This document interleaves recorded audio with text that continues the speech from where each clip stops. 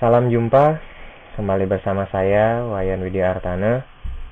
Kali ini saya akan membuat sebuah program di mana program ini akan menjelaskan bagaimana caranya menggunakan looping atau perulangan di C, bahasa C, yang akan kita gunakan adalah Microsoft Visual Studio 2010 untuk membuatnya. Dan di sini kita ingin program yang kita buat nanti itu mampu memecahkan masalah, di mana masalahnya adalah kita ingin program kita nanti menjumlahkan setiap nilai ketiga dari bilangan desimal yang dimulai dengan 2. Sebagai contoh, di sini kita akan menjumlahkan 2, kemudian 5, dijumlahkan dengan 8, 11, kemudian 14, kemudian 17, dan selanjutnya. Nilai yang boleh kita jumlahkan atau nilai desimal yang boleh kita jumlahkan hanya nilai yang masih kurang dari 100. Jadi jika nilai I sudah lebih dari 100 atau sama dengan 100, maka kita tidak akan menjumlahkannya atau perulangannya akan berhenti. Untuk perulangannya ini kita membuat dalam 3 statement yang berbeda. Kita akan menggunakan statement while, kita akan menggunakan statement do while, dan kita akan menggunakan statement for. Untuk memulainya, langsung saja kita buka Visual Studio 2010-nya. Kita tunggu sampai jendelanya terbuka. Nah, seperti biasa di bagian Starting, kita buat new project. Di sini kita membuat konsol aplikasi, dan kita beri nama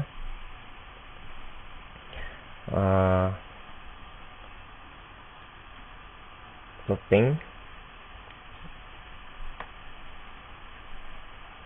Jika sudah selesai, berikan nama, kita klik OK, kemudian next, dan kita kosongkan project yang kita buat. Klik finish.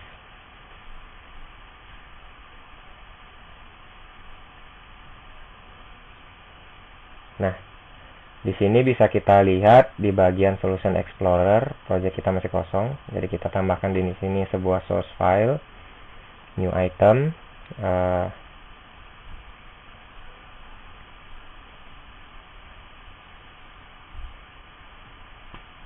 Kita beri nama satu buah file CPP dengan nama loop.c. Sehingga nanti kita dapatkan sebuah file C, bukan file C++. Jika sudah,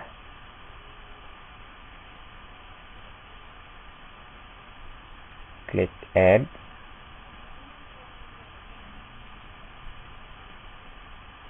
Di bagian source file, kita sudah mendapatkan sebuah file loop.c++. Oh, mohon maaf. Sini kita remove. Nah, kita ulang.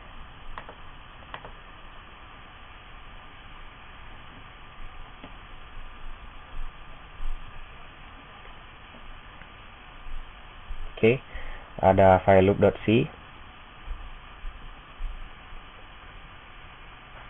Kita langsung saja mulai. Di sini membuat programnya dengan memanggil file header yang kita butuhkan, yaitu stdio dan juga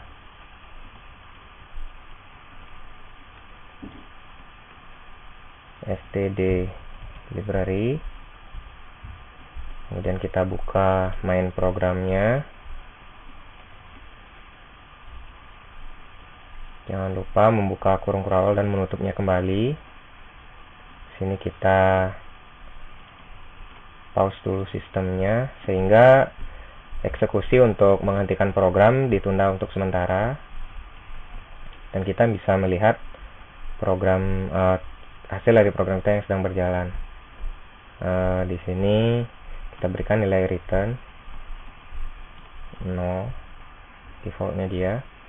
Kemudian kita di sini bisa inisialisasi sebuah variabel i 2 sesuai dengan perintah, dan kita memerlukan sebuah variabel jum, variabel tambahan untuk menyimpan nilai jumlah dari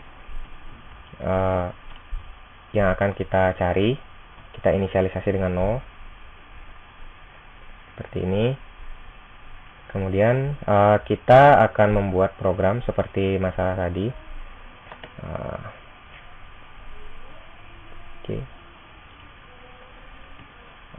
Pertama, kita akan menggunakan perulangan atau statement while. Jadi strukturnya while, kemudian kondisi, kemudian kurung kurang buka dan kurung kurang tutup. Pada kondisi di sini, karena yang diminta adalah i kurang dari 100, maka ini akan kita lakukan selama nilai i itu kurang dari 100. Jadi kondisinya, apabila statement di dalam ini akan dijalankan, perintah-perintah ini akan dijalankan apabila nilai i kurang dari 100. Nah, di sini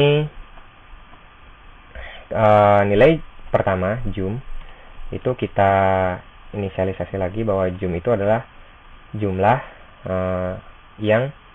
jum yang baru adalah jumlah yang lama ditambahkan dengan nilai i yang sekarang. Kalau kita ingin melihat nilai dari i, maka kita outputkan dengan menggunakan fungsi printf. Nilai i saat ini adalah,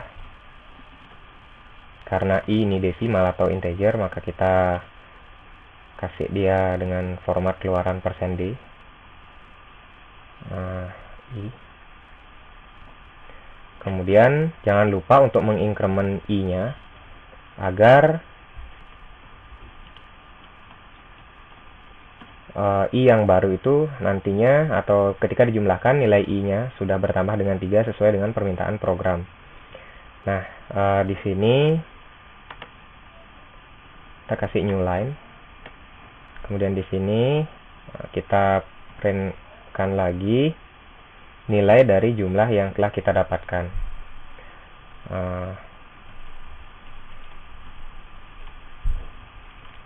Total adalah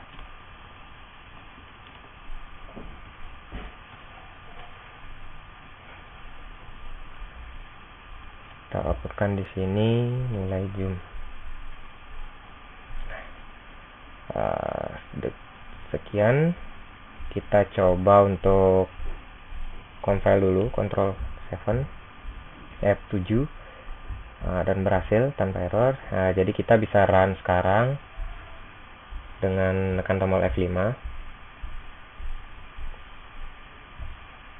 Ya, di sini sudah kita dapatkan sesuai dengan perintah program. Nilai pertamanya adalah 2, kemudian tambah 3, nilai 5, kemudian 8, 11, 14, 17, 20, 23, 26, dan selanjutnya sampai ke 98. Nah, pada saat ditambah 3, 98 nilainya adalah 101. Jadi 101 tidak diambil karena 101 itu sudah lebih dari 100. Jadi tidak kurang lagi dari 100. Jumlah semuanya ada sejumlah 1650. Berarti perulangan yang kita lakukan sudah berhasil. Nah, selanjutnya kita akan menggunakan statement do while. Jadi untuk memudahkan kita buat statement awal itu sebagai komentar dulu dengan menambahkan slash bintang dan bintang slash untuk menutupnya. Nah, struktur dari while dan do while itu hampir sama. Hanya saja ketika kita menggunakan while,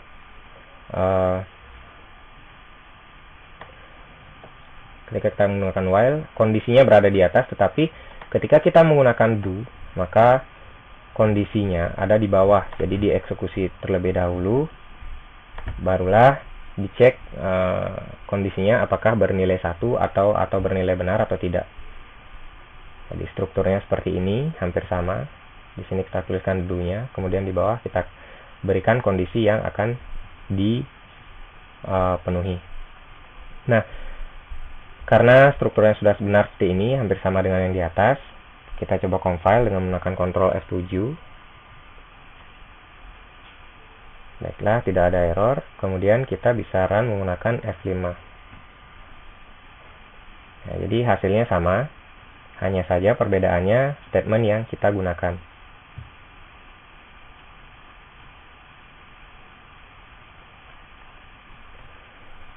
Nah, kemudian yang paling berbeda dari perulangan yang akan kita coba adalah statement for, di mana statement for ini jumlah perulangannya itu sudah pasti.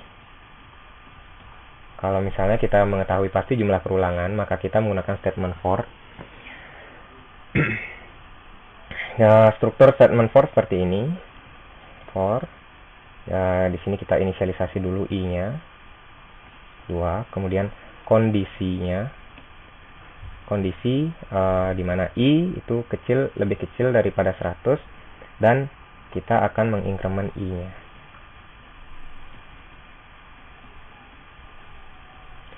Jadi hampir sama seperti tadi, jumlahnya kita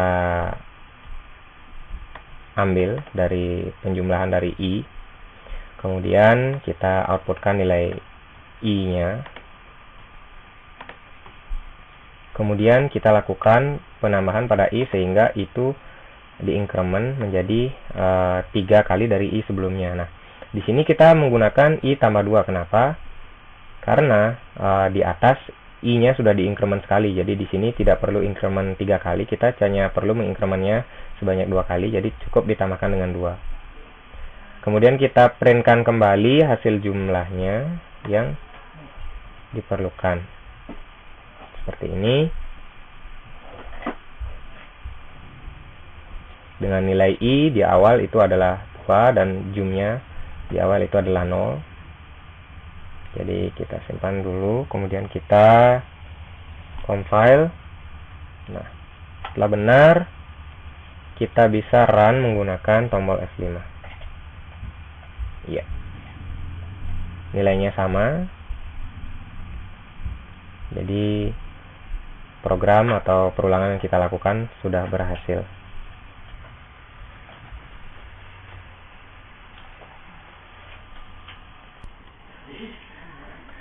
Di sini perulangan kita ketiganya sudah berhasil, dan selanjutnya kita lihat perbedaannya, dimana dari pertama perbedaannya while dengan do while. Statement while dicek kondisinya dulu, kemudian baru masuk ke perintah selanjutnya apabila kondisi dari while itu terpenuhi. Tetapi di do, maka statementnya akan dieksekusi terlebih dahulu, atau minimal eksekusinya adalah sekali, barulah dicek perulangannya. Apabila perulangannya memenuhi, maka dia akan kembali melakukan perulangan, tapi apabila tidak, dia akan langsung keluar. Sementara kalau misalnya perulangan for, jumlah perulangannya itu sudah pasti, dari 2 sampai misalnya ini 100, kalau misalnya tidak kita ubah, dan di sini inkremennya juga sekali. Bisa dimodif juga menggunakan logika seperti ini. Kemudian hasilnya pasti sama dan tergantung dari masalah yang akan kita pecahkan. Kita bisa memilih apakah lebih baik menggunakan for, lebih baik menggunakan while, ataupun kita bisa memilih apabila lebih baik masalahnya itu lebih baik dipecahkan menggunakan while. Sekian video kali ini, video dari saya, Wayan Widya Artane, sebagai mahasiswa D4 ITB Siamolek, kerjasama dengan Siamolek, batch 7. Salam dari saya, Widya Artane. Selamat belajar, dan batch 7, together we can.